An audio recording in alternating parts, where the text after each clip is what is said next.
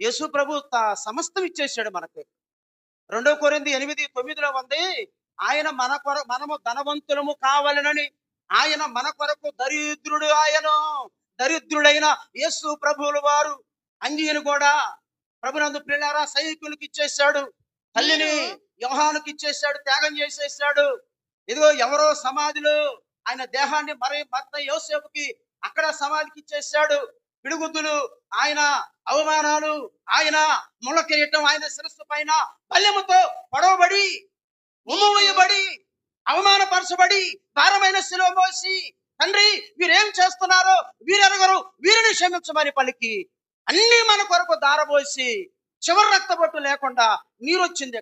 బల్యంతో పొడిచాడు ఒకడు ప్రాణం పోయినాక. చేదు చెరక ఇచ్చారండి ఆయనకు. చేదు చెరక. దాహం నోరెడిపోతుంది, పెడసగట్టిపోతుంది.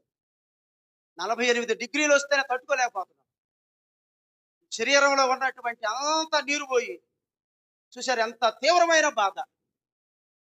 తండ్రి ఎడబాటు తట్టుకోలేకపోతున్నాడు. నా తండ్రి నన్ను ఎలా విడనాడితివి.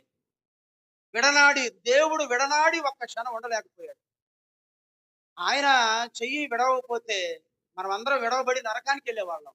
నరకం నుండి మనల్ని తప్పించాడు. పాతాళానికి వెళ్లకుండా రెండో మరణం అగ్నిగుండం నుండి తప్పించాడు. సాతాను బలం మన మీద లేకుండా చేసి నిత్య జీవానికి మనల్ని సంఘాన్ని సిద్ధపరిచాడు. ఆయన త్యాగాన్ని గుర్తు చేసుకుంటూ మనం ముందుకు వెళ్ళాలి. ఆయన నిశ్చిస్తాడు. నీ కొమ్ము అభివృద్ధి చెందుగాక.